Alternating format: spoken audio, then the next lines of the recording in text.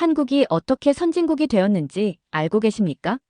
반도 끝의 조그만 나라에서 세계 10위권 경제대국으로 도약한 그 숨겨진 이유를 K콘텐츠니 삼성이니 떠올리고 계신다면 당신은 이 나라의 진짜 역사를 모독하고 계신 겁니다. 지금의 한국을 만든 건 누구도 기억하지 않는 사람들입니다. 언론에도 나오지 않았고 교과서에 단 한 줄도 나오지 않았습니다. 그저 침묵했고 그저 버텼고 그리고 아무런 보상 없이 사라져간 이들이죠. 전쟁의 잿더미 위에서 태어나 문맹률 80% 시대의 자식을 위해 평생을 헌신한 부모들이었습니다. 베트남 전쟁터에서 피를 흘리고 독일 광산에서 폐의 석탄을 들이마셨고 중동의 사막에서 등껍질이 벗겨지도록 일했습니다. 그렇게 모은 외화를 자신은 커피 한 잔 못 마신 채 나라에 바치고 자식 등록금에 쏟아부었죠. 그럼에도 불구하고 그들은 여전히 조용합니다. 기념비 하나 없이, 훈장 하나 없이 그렇게 조용히 한국을 떠받치고 있습니다. 이제는 알아야 합니다. 한국을 만든 건 그들의 침묵과 눈물, 그리고 말도 안 되는 희생이었습니다. 라고 말하는 미국 연구원이 있습니다. 대체 무슨 사연인지 오늘 사연 바로 시작하겠습니다. 제가 한국 땅을 처음 밟은 건 1980년 봄, 미국 국무부 소속으로 동아시아 지역의 경제정책 현장을 실사하던 시기였습니다. 당시 제 나이는 33. 미국에서 한국은 한강의 기적으로 떠오르던 국가였고 보고서에선 성장률 10%, 수출 100억 달러 돌파 같은 수치가 빼곡했어요. 솔직히 말하면 저는 한국을 꽤 멋지게 포장된 케이스 스터디쯤으로 여겼습니다. 김포공항에서 택시를 타고 시내로 진입했을 때 창밖으로 보인 도시는 생각보다 거칠고 투박했어요. 고층 빌딩이 몇 채 보이긴 했지만 그 너머엔 낡은 주택과 연탄 창고, 재개발 중인 허름한 골목들이 널려 있었죠.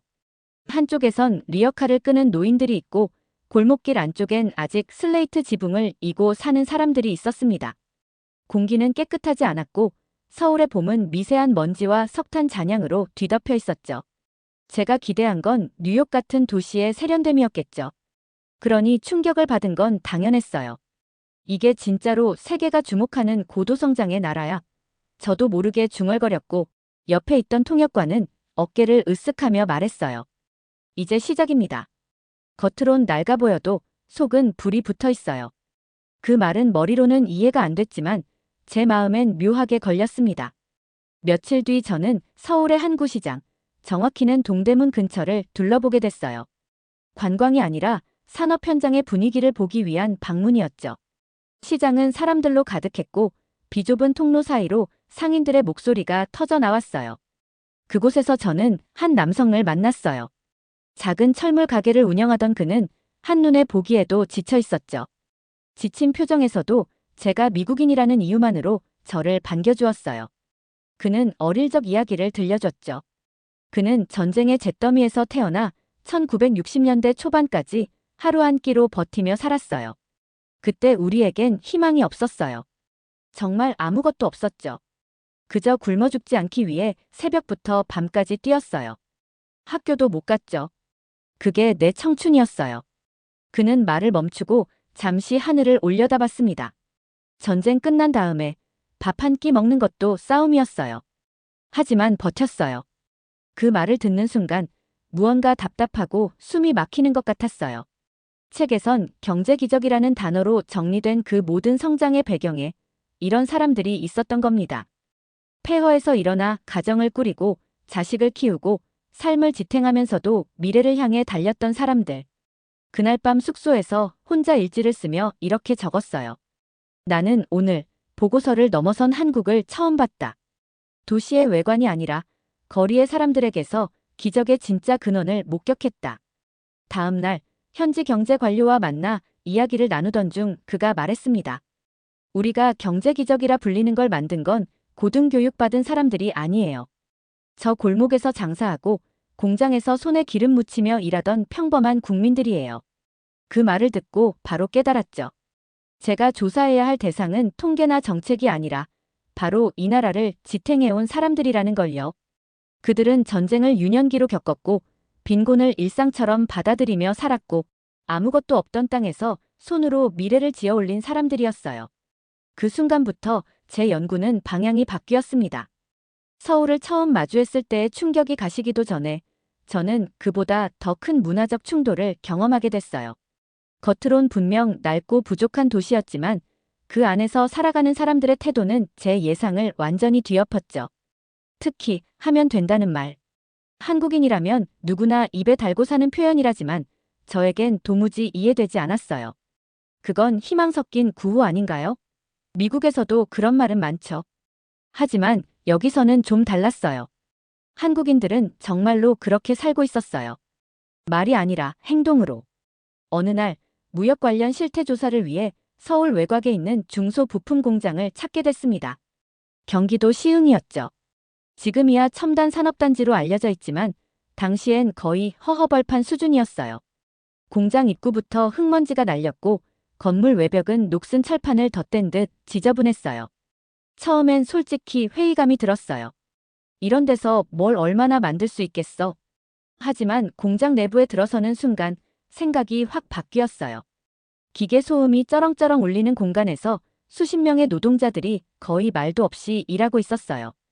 더 놀라운 건 대부분 장비가 국산이 아니라 직접 개조하거나 조립한 중고 기계였다는 거였어요. 이런 걸로도 제품이 나오나? 저도 모르게 속으로 중얼거렸죠. 공장장과 마주 앉아 인터뷰를 시작했습니다. 그는 40 중반쯤 되어 보였고 한눈에 봐도 현장형이었어요. 양복 대신 기름 묻은 점퍼 차림이었고 손엔 굳은 살이 가득했죠. 그는 하루 14시간씩 일을 한다고 이야기했어요. 저는 놀라 물었습니다. 이런 열악한 환경에서 어떻게 그렇게 오래 일할 수 있죠? 하루라도 공장을 세우면 직원들 밥줄이 끊깁니다. 저 사람들 다 가족 먹여 살리는 가장들이에요. 정부가 뭐 해주는 것도 없고 외국처럼 복지도 없어요. 더 많이 더 열심히 일하는 수밖에 없어요. 그는 마지막으로 이렇게 말했어요. 우린 몸으로 부딪혀서 길을 만드는 거예요. 그게 우리 방식입니다. 이 사람들은 하면 된다를 믿는 게 아니었어요. 그 말밖에 붙잡을 게 없었던 것이었죠. 숙소로 돌아오는 차 안에서 저는 공장 내부의 풍경을 계속 떠올렸어요. 조악한 기계, 흘러내리는 땀, 그리고 말없이 일하는 사람들. 그 사람들의 얼굴은 지쳐 있었지만 포기라는 단어는 없었어요. 그게 진짜 한강의 기적의 동력이라는 걸 저는 그제야 처음으로 느꼈습니다. 며칠 뒤 미국 본부로 중간 보고서를 송부할 때 저는 일부러 이렇게 썼어요. 한국의 발전을 이해하려면 기술이나 자본이 아니라 의지를 먼저 분석해야 합니다. 이곳 사람들은 되게 하는 법을 아는 민족입니다. 물론 동료들은 고개를 갸웃했죠. 의지? 그런 건 측정이 안 되잖아. 그렇죠. 수치화도 어렵고 논문에도 안 어울리죠. 하지만 저는 말할 수 있었어요. 그걸 직접 본 사람은 안다고. 그리고 그 대부분은 전쟁의 폐허에서 태어나 산업화의 최전선에서 몸을 갈아 넣은 세대였어요. 그들의 몸은 고달팠지만 정신은 굳건했어요. 그들은 미국처럼 성공을 위해 달린 게 아니라 버티기 위해 달렸어요. 그 생존의 의지가 결국 나라를 세운 거였죠. 한국에서 하면 된다라는 말을 피부로 느낀 이후 한동안 이 나라 사람들의 내면 세계에 강하게 끌렸어요. 보고서에는 드러나지 않는 숫자 뒤에 숨겨진 그들의 진짜 삶을 더 알고 싶었죠. 1980년대 초의 서울, 특히 저녁 무렵의 지하철 풍경은 지금도 생생해요. 피곤한 표정의 수많은 가장들이 낡은 가죽 가방을 무릎에 올려놓고 꾸벅꾸벅 졸고 있었어요. 처음엔 그냥 피곤한 노동자들인가 보다 했는데 시간이 지날수록 그 장면이 달리 보였어요. 제가 가장 충격을 받은 순간은 어느 날 퇴근길에 지하철 안에서 40대 후반으로 보이는 중년 남성을 만났을 때였어요. 그의 낡은 셔츠엔 얼룩이 가득했고 구두는 해질 대로 해져 있었죠. 그는 졸다가 갑자기 가방에서 뭔가를 꺼내봤어요. 그리고는 무언가를 집중해서 읽고 있었죠. 호기심이 생겨 그에게 물었습니다. 뭘 그렇게 열심히 읽으세요? 그는 피곤한 얼굴에 작은 미소를 띄웠어요. 큰딸이 시험에서 1등을 했다고 편지를 보냈어요. 집에선 얼굴 볼 시간이 없어서 이렇게 지하철에서 읽네요. 순간 말문이 막혔어요. 집에서 왜 얼굴을 못 보세요? 그는 씁쓸하게 웃으며 대답했죠. 새벽에 출근하고 밤늦게 퇴근하니까 애들이랑은 자는 모습밖에 못 봐요. 미국이라면 가정의 시간을 빼앗긴 가장들은 좌절하거나 직장을 떠날 이유를 찾겠죠. 하지만 한국의 아버지들은 정반대였어요. 가족의 행복을 위해 자신의 행복을 버리는 게 당연했어요. 한국에서 가족이란 한 사람이 아닌 모두를 위해 희생을 감수하는 삶이었습니다. 얼마 뒤 제가 서울 강북에 있는 초등학교를 방문했을 때였어요. 당시 그 학교 교장은 제게 놀라운 이야기를 들려줬어요. 우리 학생들 대부분은 집에서 아버지 얼굴 보기가 쉽지 않아요. 아이들이 가장 원하는 소원이 뭔지 아세요?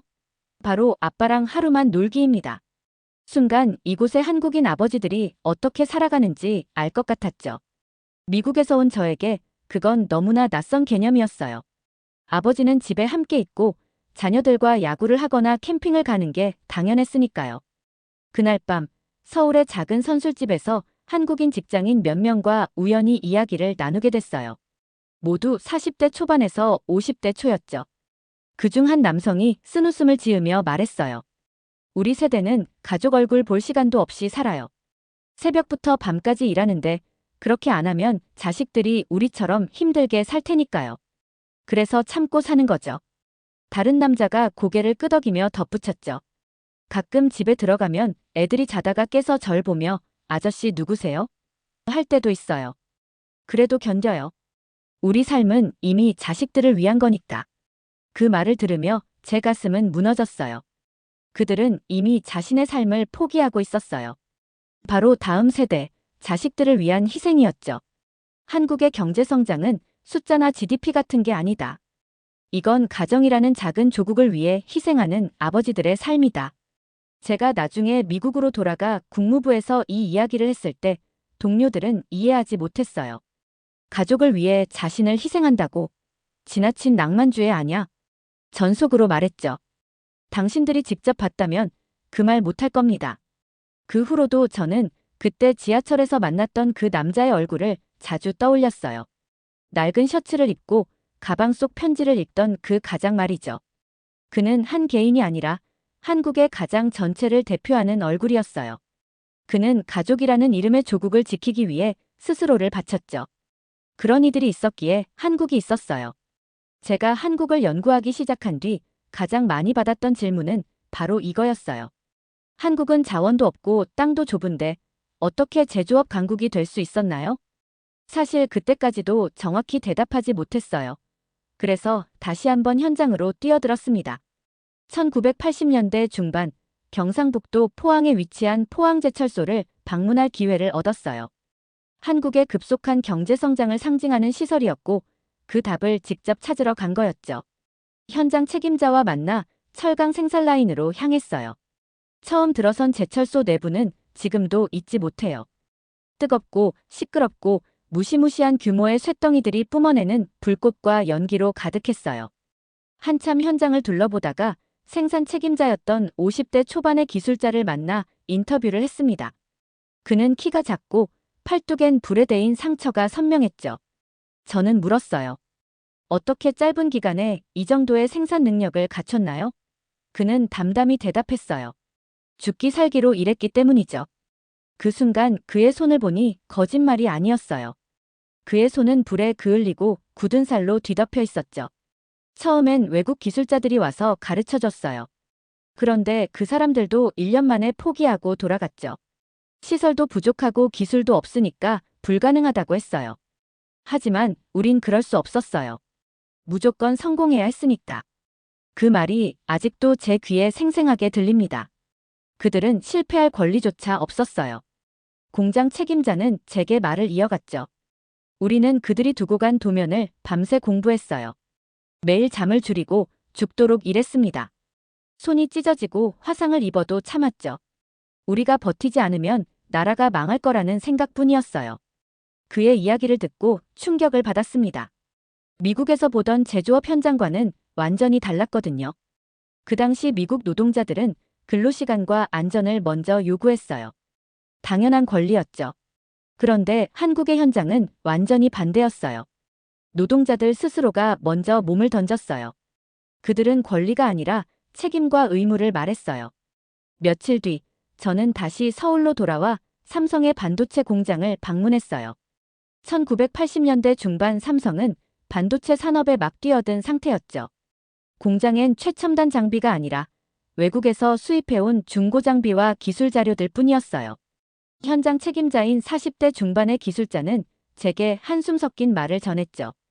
반도체 제조법을 외국에선 아무도 알려주지 않았어요. 그래서 우리가 직접 듣고 망가뜨리고 다시 조립하면서 배웠죠. 그는 잠시 말을 멈추고 눈을 감았어요. 아내가 출산할 때조차 저는 병원에 못 갔어요. 우리가 성공하면 우리 아이들은 절대 이렇게 힘들게 살지 않아도 된다고 믿어요. 이 나라의 산업화라는 건 숫자가 아니라 그들의 삶 자체였어요. 맨몸으로 기술을 만들고 국가를 건설하기 위해 자신들의 삶을 포기한 사람들이었죠. 그날 밤 숙소로 돌아와 일지에 이런 메모를 적었어요. 한국의 산업화는 자본이나 기술이 아니라 이 나라 국민들의 땀과 피와 눈물로 이루어졌다. 이 나라를 움직인 엔진은 사람이었다. 그날 이후 한국을 전혀 다른 눈으로 보게 됐습니다. 한강의 기적은 결코 경제 용어가 아니었어요. 그건 매일 밤 집에도 못 가고 공장 바닥에서 쪽잠을 잔 노동자들의 눈물이었죠. 철강이든 반도체든 이 모든 것이 숫자가 아니라 살아있는 사람들이 이뤄낸 기적이었어요. 연구 도중 독일에서 일한 한국인 노동자들에 대한 이야기는 들었지만 저는 그들이 실제로 어떤 삶을 살았는지 현장에서 확인하고 싶었어요. 그래서 독일에서 일한 적이 있는 한 전직 광부를 어렵게 만나게 됐죠. 그의 이름은 박 씨였고 이제 막 60대에 접어든 참이었어요. 박 씨는 서툰 독일어를 배우면서 밤낮 없이 일했다고 해요. 먼 이국 땅에서 그를 버티게 한 건 오직 가족과 고국에 있는 동생들의 교육비 때문이었다고 했죠. 그는 조금도 망설임 없이 말했어요. 그때 우린 배고픔을 아는 세대였죠. 죽기 살기로 일하지 않으면 굶어 죽는다는 걸 몸이 기억했으니까요. 저는 그의 말을 들으면서 한국인들의 절박함이 어디서 왔는지 확실히 느꼈어요. 박 씨뿐 아니라 그 세대는 진짜 죽도록 일하지 않으면 굶는다는 현실을 온몸으로 살았던 사람들이었어요. 독일 광부, 간호사, 중동의 건설 현장 노동자들까지. 그들은 하나같이 나라의 외화를 벌어다준 숨은 영웅들이었죠. 다시 서울로 돌아와 당시 교육부 관계자와 대화할 때 또 다른 충격을 받았습니다. 1960년대만 해도 우리나라 문맹률은 80%가 넘었어요. 그런데 지금은 고등교육 진학률이 70%에 가까워졌죠. 어떻게 가능했냐고요? 부모 세대가 죽도록 일해서 자식 세대가 배울 수 있게 했기 때문이에요. 부모 세대의 피땀 어린 노동이 교육을 통해 자식 세대로 이어져 고급 기술을 습득할 수 있는 인적 자본으로 변한 거죠. 그게 바로 한국의 숨겨진 경쟁력이었어요. 당시 한국 정부가 만든 수출 정책은 경제 전략이 아니었어요. 생존 전략이었죠. 서울에서 만난 무역 전문가 한 분은 이렇게 말했어요. 우리한텐 해외 시장을 뚫는 게 전쟁이었어요. 싸워서 이기지 못하면 우린 굶어 죽으니까요. 독일에서, 중동에서 그 전쟁을 치른 사람들이 우리 국민들입니다. 그들은 국제 경쟁을 이론이 아니라 삶으로 배운 사람들이었어요. 정부는 정책을 만들었지만 그것을 현실로 만든 건 바로 이 사람들이었죠. 이 모든 걸 알게 된 저는 국무부로 보낸 보고서에 이렇게 적었어요. 한국의 초국가적 경쟁력은 독일의 탄광, 베트남 참전, 중동의 사막에서 피땀을 흘린 노동자들 덕분에 만들어졌습니다. 수출 아니면 굶는다는 절박함이 이 나라를 고등기술 강국으로 변화시킨 동력이었습니다. 1997년 겨울, 저는 워싱턴의 사무실에서 한국발 뉴스를 접하고 있었어요. 그날의 뉴스를 아직도 생생히 기억합니다. 한국 경제 파산 위기, IMF 긴급 지원 요청. 미국의 경제 전문가들은 그 뉴스를 보고 고개를 저었죠. 한국의 기적은 끝났다고 말하면서요. 심지어 제 동료 중 하나는 이렇게 비웃듯 말했어요. 한국이 이제 끝났네. 결국 허상이었나 봐. 솔직히 말하면 저 역시 걱정이 앞섰어요. 그동안 제가 그토록 찬양해왔던 한국의 경제 기적이 허물어지는 건 아닌지 두려웠죠. 그래서 다음 날 바로 한국행 비행기에 몸을 실었습니다. 서울에 도착해보니 도시는 이미 공포로 가득 차 있었어요. 거리는 평소보다 한산했고 신문과 TV에선 매일같이 기업들의 줄도산과 실업자 폭증 소식을 전했죠. 호텔 로비에서 만난 기업인은 얼굴이 창백했어요. 그는 한숨을 쉬며 말했죠. 우린 이제 끝났어요. 나라가 부도났습니다. 저는 며칠 동안 서울의 분위기를 관찰했어요. 도심의 은행 앞엔 예금을 찾으려는 사람들이 줄지어 서 있었죠. 세계의 언론들은 앞다투어 한국의 붕괴를 보도하며 비웃기 시작했어요. 그때까지 자신만만했던 이 나라의 모습은 어디에도 없었죠. 하지만 진짜 놀라운 건 그 다음부터였어요. 얼마 지나지 않아 서울의 한 골목에서 이상한 광경을 목격했어요. 허름한 옷을 입은 사람들이 줄지어 한 은행으로 들어가고 있었죠. 처음엔 무슨 일인지 몰랐어요. 옆에 있던 현지 직원에게 물었더니 그가 조용히 대답했어요. 금모으기 운동이에요. 나라가 외환 위기라니까 시민들이 집에 있는 금부치를 들고 나와 기부하고 있어요. 순간 말을 잃었어요. 미국이라면 시민들이 국가의 빚을 대신 갚겠다고 자신들의 소중한 금부치를 내놓을까요? 상상도 할 수 없는 일이었죠. 하지만 한국에선 그것이 현실이었어요. 사람들은 금반지, 목걸이, 결혼 폐물을 국가에 내놓으며 말했죠. 우리가 이렇게 하면 우리나라는 다시 살아날 겁니다.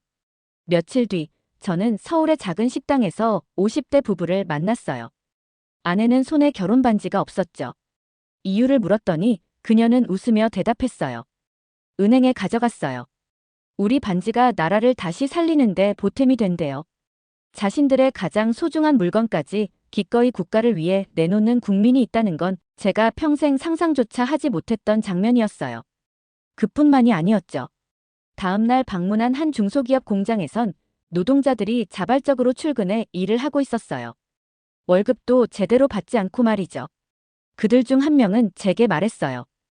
회사가 살아야 우리가 살아요. 월급은 나중에 받으면 되죠. 미국에서는 위기가 오면 정부나 기업이 중심이 되어 매뉴얼에 따라 위기를 처리합니다. 하지만 이곳 한국은 달랐어요. 이 나라엔 그런 매뉴얼이 필요 없었죠. 이들에게는 위기를 이겨낼 국민 대응 신화가 있었어요. 저는 그때 확실히 알았어요. 한국이 절대 망하지 않을 거라는 걸요. 오히려 이들은 IMF 위기를 기회로 삼아 더 단단히 일어설 거라는 확신이 생겼어요. 미국으로 돌아가 저는 제 동료들에게 말했죠. 한국이 끝났다고 하지만 난 그들을 봤어요. 그들은 절대 끝나지 않아요. 물론 동료들은 믿지 않았어요. 윌리엄, 너무 감정적이군. 한국은 당분간 회복하기 어려울걸. 그 말에 저는 이렇게 답했어요. 한국을 숫자로만 이해한다면 절대 한국을 이해할 수 없어요. 이들은 국가가 힘들 때마다 한 몸처럼 움직이는 사람들이에요. 그리고 정확히 몇 년 뒤 제 예상은 맞았어요. 한국은 다시 일어났고 오히려 IMF 이전보다 더 강한 나라가 되었죠. 위기는 끝이 아니라 새로운 시작이었어요. IMF 위기 이후 미국과 한국을 오가며 이 나라의 변화를 꾸준히 관찰했습니다. 그러던 어느 날 저는 서울에서 지인을 만나 식사를 했어요. 그 자리에서 흥미로운 이야기를 듣게 됐죠. 그 지인은 교육계에 오래 몸담은 분이었는데 제가 궁금했던 질문을 던졌어요. 한국인 부모들은 왜 그렇게까지 아이들 교육에 집착하죠? 그는 잠시 미소를 짓더니 이렇게 말했어요. 우리는 전쟁과 가난을 겪었어요. 그리고 나라를 잃을 뻔했죠. 우리가 겪은 고통을 자식들에게 물려줄 순 없었죠. 게다가 우리나라는 자원도 없어요. 오직 사람뿐이죠. 교육만이 나라가 강해지고 가난을 탈출할 수 있는 유일한 길이에요. 그때 저는 이전에 만났던 독일 광부박 씨와 IMF 당시 결혼 반지를 내놓던 그 부부가 떠올랐어요. 그들은 자신들의 삶이 아니라 자식들의 삶을 살고 있었던 거죠. 며칠 뒤 저는 서울의 한 대학 캠퍼스에 가게 됐어요.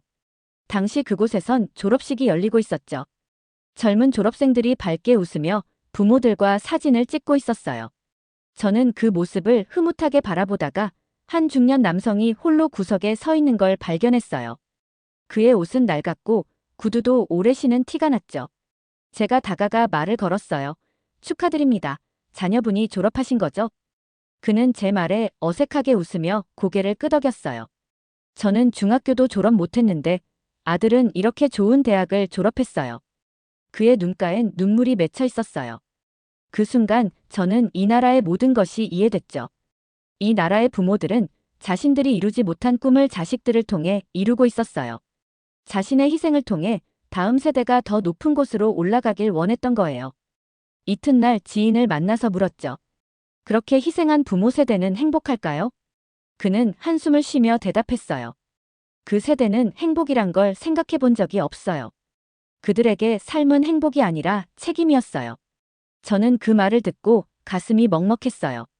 이들은 단지 산업화나 민주화, 경제 위기 극복만이 아니라 자기 삶 자체를 희생하고 있었던 거죠. 그것도 자발적으로 아무도 알아주지 않아도 말이에요. 오랜 기간 한국을 지켜보고 연구하며 깨달은 게 있어요. 이 나라의 경제 발전, 민주주의, 세계가 주목하는 문화적 성취까지 모든 것이 결국 한 세대의 희생 위에 세워졌다는 걸 말이죠. 미국에서 저는 늘 이렇게 말하곤 해요. 한국을 이해하려면 숫자가 아니라 사람을 봐야 한다고요. 하지만 그 말을 온전히 이해하는 사람은 많지 않았어요. 미국의 동료들에게 한국은 여전히 경제 성장률이나 수출 통계 같은 숫자였죠. 하지만 저는 한국을 오갈 때마다 그들의 얼굴이 떠올라요. IMF 당시 금반지를 내놓던 노부부의 손길, 자식의 졸업식에서 눈물을 훔치던 아버지의 뒷모습, 독일의 광산에서 가족을 위해 석탄을 캐던 노동자의 거친 손마디까지. 이 모든 장면들이 하나하나 생생히 기억나죠. 다시 서울에 왔습니다. 이제 백발이 되어버린 60대, 70대를 만나기 위해서였죠. 종로 근처의 조용한 카페에서 한 남성과 마주 앉았습니다. 그는 70대 초반으로 평생 작은 철물점을 운영했어요. 그의 손엔 여전히 굳은 살이 남아있었죠.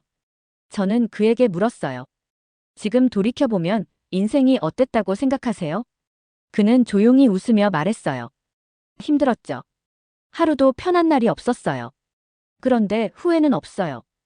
우리 아이들이 이제 좋은 회사에 다니고 손자들이 아무 걱정 없이 뛰어노는 걸 보니까요. 그의 말은 너무나 담담했지만 그 안에는 수십 년 동안 짊어져 온 희생의 무게가 느껴졌어요. 숙소로 돌아오는 길에 택시기사와 짧은 대화를 나눴어요. 60대 중반쯤 되어 보였는데 그는 제게 이렇게 말했죠. 요즘 사람들은 우리가 너무 답답하게 살았다고 해요. 그런데 그때는 우리가 그렇게 살지 않으면 아무도 우리 가족을 지켜주지 않았거든요. 우리는 그때 그렇게 살 수밖에 없었어요. 그의 말을 듣고 저는 다시 한번 마음이 울컥했어요.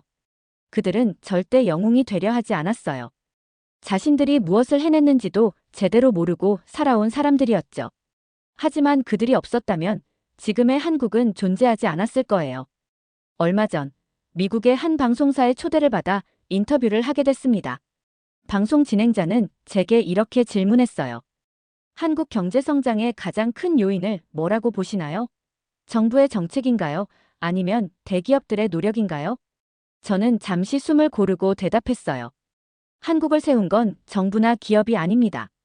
1950년대와 60년대에 태어나 평생을 희생한 평범한 사람들, 바로 그 세대입니다. 그들은 대한민국이라는 집을 지탱한 기둥 같은 존재들이었죠. 방송 진행자가 잠시 당황하며 되물었어요. 기둥이라는 말은 정확히 어떤 의미인가요? 저는 미소를 지으며 말했죠. 기둥은 눈에 잘 띄지 않아요. 하지만 그게 무너지면 집 전체가 무너지죠. 그 세대는 그런 존재였어요. 자기 자신을 드러내지 않고 묵묵히 모든 걸 짊어지며 살아온 사람들입니다. 그날 저녁 일지에 이렇게 적었습니다.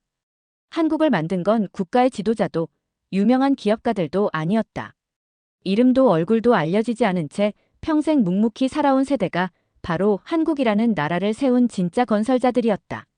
그들이야말로 이 나라를 지탱한 진정한 기둥이다. 한국은 이제 명실상부한 경제, 문화, 민주주의의 강국이 되었어요. 하지만 저는 늘 기억할 겁니다.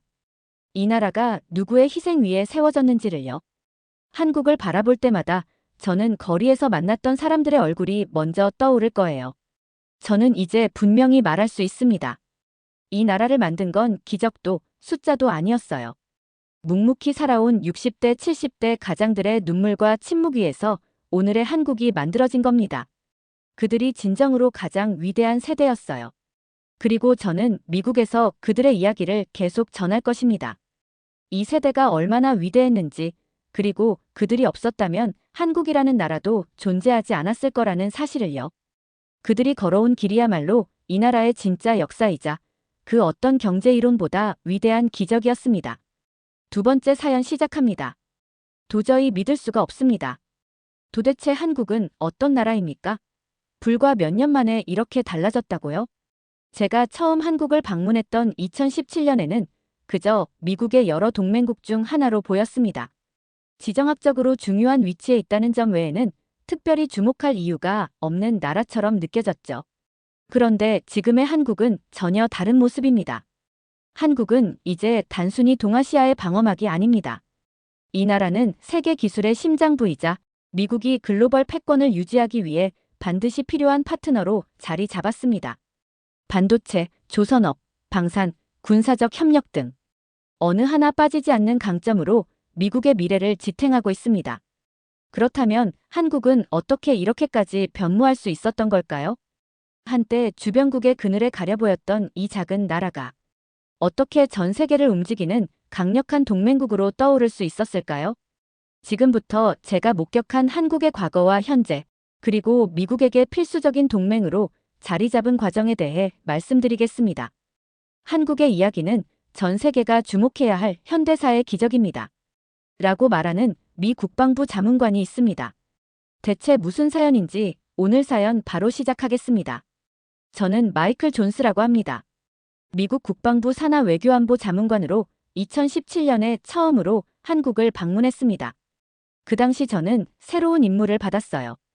바로 동맹국들의 군사적, 경제적 가치를 재평가하고 방위비 분담 문제를 중심으로 한미 관계를 분석하는 것이었죠. 그 당시 아메리카 퍼스트라는 슬로건이 워싱턴 전체를 휩쓸고 있었고 트럼프 대통령은 한미 동맹에도 냉혹한 기준을 적용하려고 했습니다. 솔직히 말하면 그 당시 한국에 대해 큰 기대를 하지 않았어요. 한국이 전략적으로 중요하다는 말은 많이 들었지만 제 머릿속에서는 일본이 더 중요한 나라처럼 느껴졌습니다. 일본은 경제 대국이고 기술력도 뛰어나며 미국의 가장 신뢰받는 파트너 중 하나였으니까요. 반면 한국은 북한 문제로만 얽혀있는 동맹이라는 인식이 강했어요.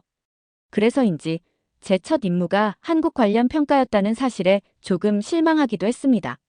첫 번째 일정은 평택 미군 기지 방문이었습니다. 제가 평택에 도착했을 때 처음 본 것은 끝없이 펼쳐진 초록빛 평야였습니다. 여기 정말 한국 맞아? 라고 속으로 중얼거렸어요. 서울의 번잡한 도시 이미지만 떠올렸던 제게 이곳의 고요함은 너무나도 낯설었거든요. 하지만 곧이어 저를 기다리고 있는 엄청난 광경이 눈앞에 펼쳐졌습니다. 평택 미군 기지의 규모는 제 상상을 초월했어요.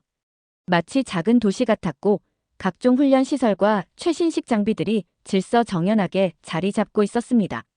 안내를 맡은 장교는 이 기지가 단순히 주한미군을 위한 시설이 아니라 인도태평양 전체 전략의 중심이라는 설명을 덧붙였죠. 기지를 둘러보며 안내 장교로부터 들었던 말들이 머릿속을 떠나지 않았습니다. 북경까지는 전투기로 1시간, 블라디보스토크까지는 40분 남짓 걸립니다. 이 위치를 대체할 만한 곳은 없습니다. 그 말이 왜 그렇게 마음에 남았는지 모르겠어요. 평택은 마치 한미 동맹의 심장부 같았고 동시에 중국과 러시아를 견제하는 최전선처럼 느껴졌습니다. 다음 날 아침, 저는 다시 평택 기지로 향했습니다. 이번에는 훈련 시설을 살펴보는 일정이었어요. 기지 안에서 실제 훈련 중인 미군과 한국군 병사들을 보니 이들이 훈련하는 것 이상이라는 생각이 들었어요. 안내장교가 말했습니다. 평택 기지에만 여의도의 5배 크기의 시설이 있습니다. 모든 훈련이 가능한 유일한 곳이죠. 여기 없이는 미국의 동아시아 전략이 성립되지 않습니다. 그의 말은 단호했고 제가 그를 의심할 이유도 없었습니다. 하지만 저를 더욱 놀라게 했던 건 한국의 위치 자체였습니다. 평택 기지에서 남쪽으로 조금만 내려가면 당진이라는 항구 도시가 있습니다. 안내장교는 이렇게 말했죠. 당진이라는 이름은 과거 당나라 나루터에서 유래한 겁니다. 중국과 가장 가까운 항구라는 뜻이죠. 중국이 바로 코앞에 있다는 사실이 머리를 울렸습니다. 미국이 이곳을 포기할 수 있을까? 라는 질문이 떠올랐어요. 아니, 포기할 수 없을 거라는 확신이 들었습니다. 그날 오후, 저는 기지 내부에서 미군 관계자들과 회의를 가졌습니다. 그들은 북한의 위협뿐만 아니라 중국의 경제적 군사적 팽창을 견제하기 위해 이 기지가 필수적이라고 강조했어요. 특히 중국이 미국과의 경쟁에서 가장 신경 쓰는 곳 중 하나가 바로 한국이라는 점도 알게 됐습니다. 한 장교가 농담처럼 말했어요. 중국이 한국에만 조금 더 가까웠다면 여기를 손에 넣으려고 전쟁이라도 벌였을 겁니다. 돌아가는 길에 문득 트럼프 대통령의 말이 떠올랐습니다. 한국은 방위비를 더 내야 한다. 그렇지 않으면 미군 철수를 검토할 수도 있다. 하지만 이제는 알겠더라고요. 미국이 이 기지를 포기한다는 건 스스로의 전략적 위치를 스크랩하는 것과 같다는 걸요. 트럼프가 정말로 이걸 모를까? 라는 생각이 들었어요. 답은 명확했습니다. 한국은 이미 미국에게 없어서는 안 될 존재였습니다. 한국의 군사적 중요성을 직접 본 후에도 저는 한국의 경제적 가치에 대해서는 여전히 의문이 많았어요. 그래서 다음 일정으로 한국의 조선업을 직접 둘러보게 됐습니다. 한국이 세계 조선업의 1위를 차지하고 있다는 사실은 알고 있었지만 과연 그게 얼마나 대단한지 의구심이 있었어요. 그날 아침, 저는 현대중공업으로 향했습니다. 안내를 맡은 현지 직원은 저를 조선소 한가운데로 데려가며 말했어요. 여기서 하루에 만들어지는 배가 얼마나 되는지 아십니까? 저는 멍하니 고개를 저었죠. 그러자 그가 웃으며 대답했습니다. 최대 10척 정도가 동시에 건조됩니다. 세계 조선업의 30%가 한국에서 만들어지고 있거든요. 조선소 내부로 들어가자 거대한 선박들이 하나 둘 조립되는 광경이 펼쳐졌습니다. 제가 상상했던 공장의 모습과는 완전히 달랐어요. 거대한 로봇팔들이 부품을 옮기고 수백 명의 작업자들이 유기적으로 움직이는 모습이 마치 초대형 공연을 보는 듯 했어요. 그 광경은 제게 한국의 산업 역량을 압도적으로 보여줬습니다. 더 충격적이었던 건 이 조선소에서 만들어지는 배의 상당수가 군함이나 전략적 목적의 선박이라는 사실이었어요. 그날 오후에는 실제로 미국에서 주문한 함정이 건조되고 있는 현장을 보게 됐어요. 안내 직원은 이렇게 말했죠. 미국은 조선업을 포기했지만 함정을 만들 필요는 여전히 있죠. 그래서 한국에 의존하는 겁니다. 조선소 투어를 마친 후 저는 다시 자료를 검토하기 시작했습니다. 조선업의 세계 시장 점유율, 미국과의 협력 내역, 그리고 한국 조선소들이 앞으로 맡게 될 프로젝트들까지요. 그날 밤 저는 트럼프 대통령의 한 발언을 떠올렸습니다. 미국은 세계 최고의 군대를 가졌다. 하지만 이를 유지하려면 동맹국의 협력이 필요하다. 당시에는 그 말을 반신반의했지만 지금은 완전히 공감했습니다. 다음 날 아침, 저는 현대중공업의 CEO와 만나 간단한 브리핑을 받았습니다. 그는 이렇게 말했어요. 조선업은 우리가 세계 시장에서 싸우는 방식입니다. 한국이 아니면 미국도 중국의 해양 전략을 막기 힘들 겁니다. 그의 말은 한국이 없으면 미국의 해군력과 해양 전략이 뿌리째 흔들릴 수 있다는 사실을 암시하고 있었죠. 조선소에서 한국이 세계를 움직이는 힘을 직접 본 후 저는 또 다른 한국의 강점을 확인할 기회를 얻었습니다. 바로 반도체 산업이었죠. 사실 저는 이전까지 반도체라는 단어가 얼마나 중요한지 깊게 생각해 본 적이 없었어요. 작은 칩 조각 하나가 세계 경제를 좌우한다는 말이 믿기지 않았거든요. 하지만 삼성전자와 SK하이닉스를 직접 방문한 후 제 생각은 완전히 바뀌었습니다. 그날 아침, 저는 삼성 반도체 공장이 있는 경기도 화성으로 향했습니다. 도착하자마자 보이는 것은 끝이 보이지 않는 거대한 공장이었어요. 여기서 만들어지는 반도체가 전 세계에 쓰이는 제품의 50% 이상을 차지합니다라는 설명을 듣는 순간 저는 잠시 말을 잃었습니다. 공장 내부는 SF 영화 속 한 장면 같았어요. 하얀 방호복을 입은 직원들이 완벽히 밀봉된 환경에서 반도체를 제작하고 있었죠. 공장 안내를 맡은 엔지니어는 자랑스럽게 말했습니다. 반도체는 단순히 전자기기용 부품이 아닙니다. 이건 국가 경쟁력의 상징이에요. 특히 미국은 저희 같은 동맹국이 없다면 반도체 부족 문제에 직면할 겁니다. 그 말에 저는 깊이 공감했습니다. 미국은 반도체 제조 기술을 회복하려고 노력 중이었지만 이미 한국과의 격차는 너무나 컸습니다. 그날 오후에는 SK하이닉스의 연구개발센터를 방문했습니다. 그곳에서 저는 차세대 반도체 기술에 대한 설명을 들었어요. 미국이 반도체 자립을 시도하고 있지만 이 기술력을 따라잡으려면 최소한 수십 년이 걸릴 거라는 게 명확해 보였어요. 미국 기업들도 이들과 협력하지 않으면 경쟁력을 유지할 수 없다는 사실이 명백해졌습니다. 심지어 트럼프 대통령이 삼성에 대해 트위터에서 땡큐, 삼성이라고 말한 이유가 바로 이런 데 있다는 걸 깨달았습니다. 당시에는 외교적 제스처로 여겼던 발언이 이제는 현실로 다가왔습니다. 투어를 마치고 나오면서 저는 계속 이런 생각을 했습니다. 이 작은 나라가 어떻게 세계를 움직이는 핵심 기술을 이토록 독점적으로 장악했을까? 한국은 반도체 제조 강국을 넘어 세계 기술 산업의 심장부에 서 있었습니다. 더 놀라운 점은 이런 위치에 있는 나라가 미국의 동맹국이라는 겁니다.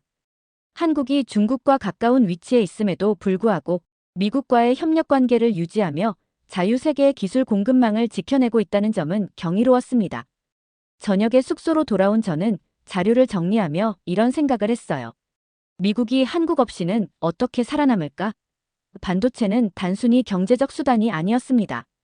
그것은 미국의 국방력, 기술 혁신, 심지어 일상생활까지 지탱하는 필수적인 자원이었죠.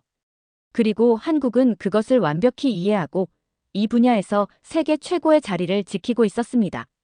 2024년 11월 트럼프 대통령은 재선에 성공했고 세계는 다시 아메리카 퍼스트라는 이름 아래 혼란스럽게 움직이고 있었습니다. 미중 패권 경쟁은 극에 달했으며 전 세계는 미국과 중국 사이에서 어느 편의 설지를 선택해야 하는 상황에 놓였어요. 바로 이 시점에서 저는 다시 한국을 방문하게 되었습니다. 한국은 여전히 독특한 위치에 있었습니다. 지정학적으로는 중국과 가장 가까운 서방 국가이며 경제적으로는 세계의 기술 산업을 지탱하는 허브였죠. 하지만 지금의 한국은 몇 년 전 제가 봤던 그 한국과는 완전히 달랐어요. 이제는 군사적, 경제적 측면에서 미국에게 없어서는 안 될 존재로 자리 잡았고 동시에 미중 갈등의 한가운데 서 있는 나라가 되어 있었습니다. 이번 방문의 첫 일정은 한국 방산업체를 둘러보는 것이었어요. 우크라이나 전쟁 이후 한국 방산은 세계 시장에서 초강자로 떠오르고 있었습니다.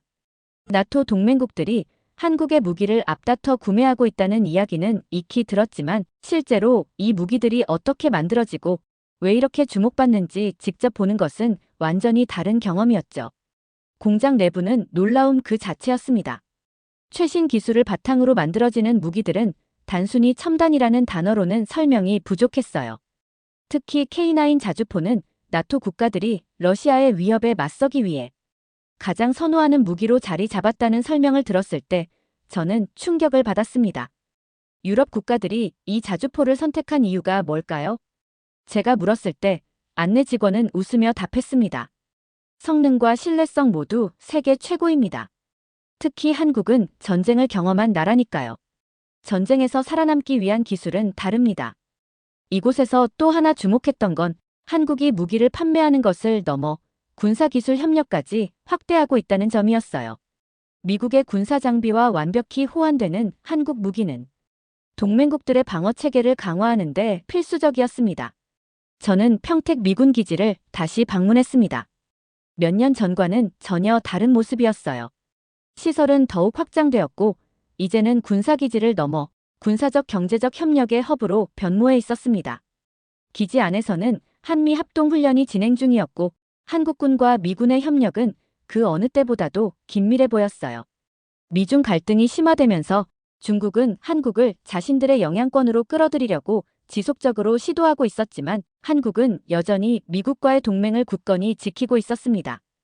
이 점이 정말 인상 깊었어요.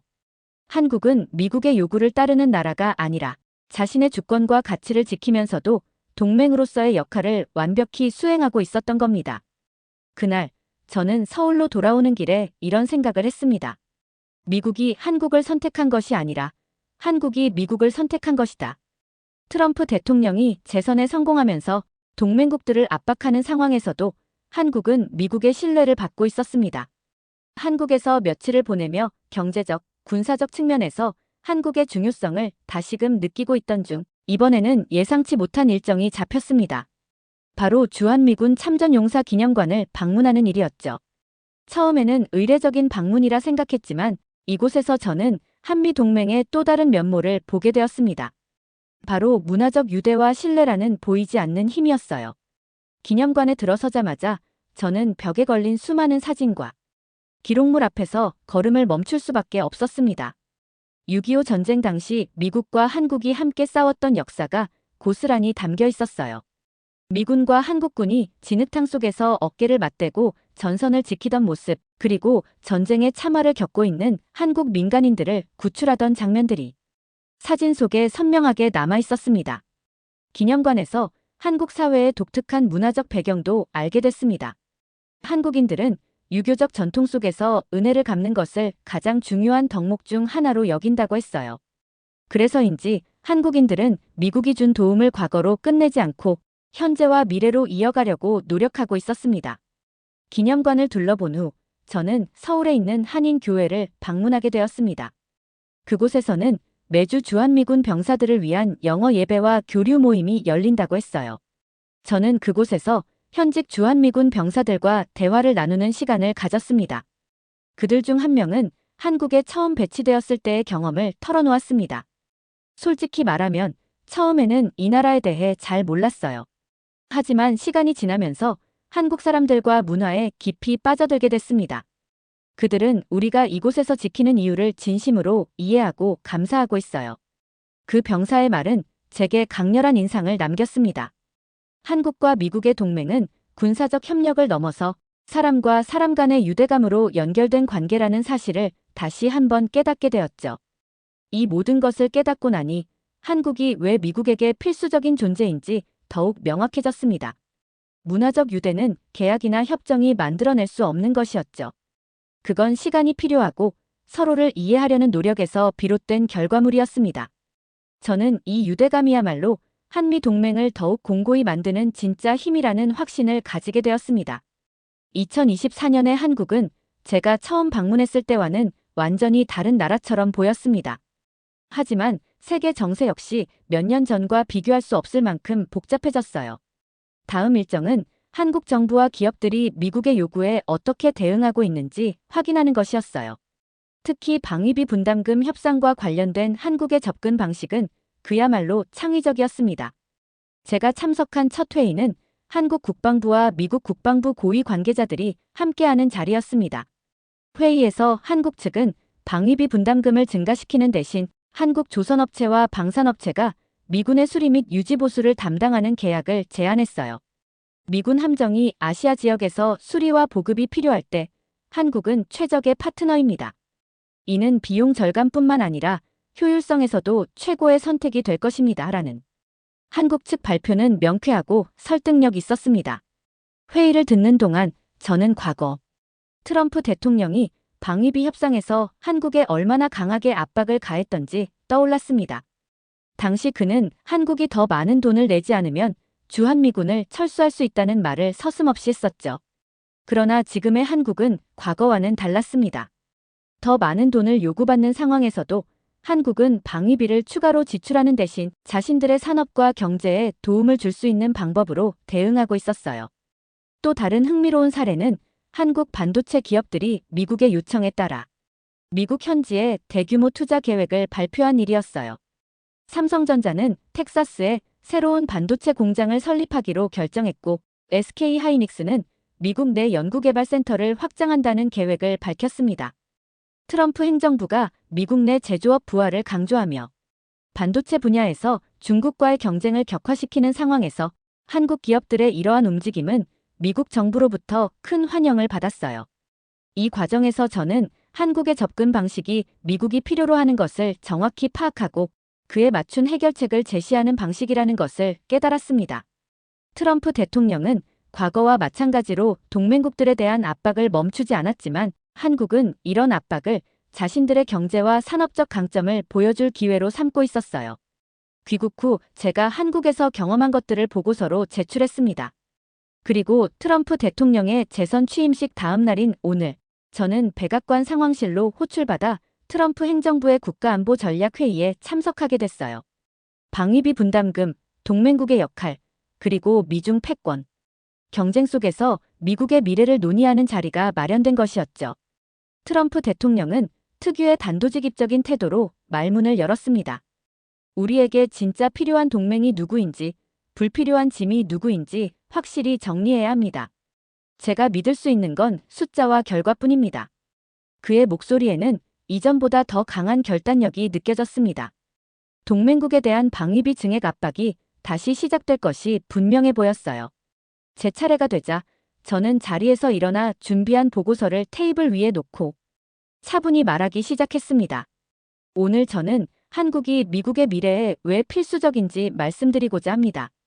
회의실에 있던 사람들이 제 말에 귀를 기울이는 걸 느끼며 저는 발표를 이어갔습니다. 군사적 측면에서 한국은 동아시아 전략의 중심입니다. 세계 최대 규모의 평택 미군 기지는 중국과 러시아를 견제하기 위한 미국의 가장 중요한 전초기지이자 아시아 전체를 통제할 수 있는 허브입니다. 트럼프 대통령이 고개를 끄덕이며 말했습니다. 좋아. 하지만 얼마나 더 기여할 수 있는지 말해보게. 한국은 군사적 기여를 넘어 경제적 기술적으로도 미국의 필수적인 동맹입니다. 삼성과 SK 하이닉스는 세계 반도체 시장을 지배하고 있습니다. 반도체는 미국의 군사력, 첨단 기술, 심지어 일상생활의 모든 분야를 지탱하는 기반입니다. 한국이 없다면 중국이 반도체 시장을 장악하게 될 가능성이 큽니다. 현재 텍사스에 삼성의 대규모 반도체 공장이 계획 중입니다. 이를 통해 미국은 반도체 자립과 첨단 기술 경쟁에서 우위를 점할 수 있습니다. 한국은 이를 통해 미국 경제에 직접 기여하고 있습니다. 모두 저를 주목하고 있었고 저는 담담히 발표를 이어갔습니다. 그리고 방위산업과 조선업에서도 한국은 미국의 전략적 파트너입니다. 한국의 K9 자주포와 FA-50 경공격기는 나토 동맹국들 사이에서 필수적인 무기가 되었으며 미국 함정의 유지 보수와 건조 작업에서도 한국 조선소는 필수적입니다. 미국이 중국보다 더 많은 함정을 보유하고 싶다면 한국과의 협력이 필수입니다. 마지막으로 한국은 미국과 문화적으로 깊이 연결된 국가입니다. 미국 참전 용사들을 가장 잘 대우하고 한인 커뮤니티는 미국 내 정치적 경제적 영향력을 강화하고 있습니다. 한국과 미국은 단순한 이해관계를 넘어선 신뢰와 유대를 가지고 있습니다. 이 점은 세계 어떤 동맹에서도 찾기 힘든 요소입니다. 회의실에 있던 이들이 조용히 제 말을 듣고 있는 것을 보며 저는 마지막 결론을 내렸습니다. 대통령님, 한국은 미국의 경제, 기술, 군사적 미래를 지탱하는 핵심 파트너입니다. 한국 없이는 미국의 패권을 유지하기 어렵습니다. 트럼프는 한동안 말이 없었습니다. 그러더니 의자에 등을 기댄 채 책상을 두드리며 웃으며 말했어요. 좋아, 자네 보고가 설득력 있군. 한국이 우리에게 중요한 건 알겠어. 이제는 우리가 한국으로부터 더 많은 것을 얻을 방법을 찾아야겠지. 하지만 그들이 우리에게 필요한 파트너라는 건 인정하지 않을 수 없군. 그날 회의는 트럼프가 한국을 다시 한번 필수 동맹으로 자리 잡게 하는 계기가 되었습니다. 회의실을 나서는 순간 저는 깊은 숨을 내쉬었습니다. 발표는 끝났지만 마음속에는 여전히 긴장과 흥분이 뒤섞여 있었습니다. 제가 준비한 자료와 말들이 트럼프 대통령과 고위 관계자들에게 얼마나 깊이 와닿았는지는 확신할 수 없었어요. 하지만 적어도 오늘 한국이라는 나라의 가치를 미국의 전략 한가운데에 놓았다는 점만큼은 분명히 느낄 수 있었습니다. 문득 창밖으로 비친 겨울 햇살이 눈에 들어왔습니다. 차가운 공기 속에서도 밝게 빛나는 그 햇살은 어쩐지 한국을 상징하는 것처럼 느껴졌습니다. 한때는 미미해 보였지만 이제는 미국의 미래를 비추는 강렬한 빛이 되어버린 나라. 한국은 그렇게 자신만의 자리에서 흔들림 없이 빛나고 있었죠. 트럼프 대통령이 마지막에 웃으며 했던 말이 자꾸만 떠오릅니다. 한국이 우리에게 필요한 파트너라는 건 인정하지 않을 수 없군. 그 말 속에는 인정 이상의 의미가 담겨 있었어요. 미국의 미래를 함께 만들어갈 동반자로서 한국은 이제 더 이상 옵션이 아니라 필수였습니다. 이제 제 임무는 끝났습니다. 하지만 저는 확신했습니다. 이 이야기는 오늘 하루로 끝나지 않을 것입니다. 앞으로도 미국과 한국은 서로를 필요로 하며 함께 성장하고 세계를 이끌어 나갈 것입니다. 저 역시 이 동맹의 작은 일원이 된 것이 자랑스럽습니다. 오늘 사연이 재미있으셨다면 구독과 좋아요, 알림 설정까지 부탁드립니다. 더 재미있는 사연으로 돌아오겠습니다. 이상 감동탐험이었습니다.